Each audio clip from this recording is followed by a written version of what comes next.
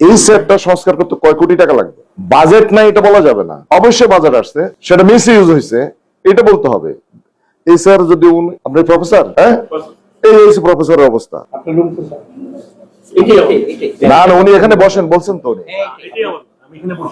অবস্থা এটা হতো।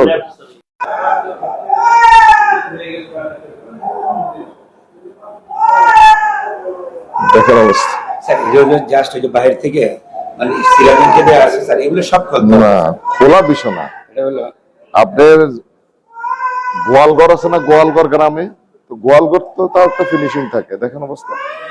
কিন্তু আমার বক্তব্য হচ্ছে এই আপনার এটা বাজেট হয় না ন্যূনতম। গত বছরও পাইনি, এই বছরও পাইনি। এই জন্য আমাদের সবচেয়ে বড় কষ্ট, রিপেয়ার বাজার আমাদের কাছে একটা হসপিটালে আসার পরে যদি একজন রোগী যদি তার এনভায়রনমেন্ট যদি এই অবস্থা থেকে আরো অসুস্থ, এটা তো মানে পাখির বাসা হয়ে গেছে।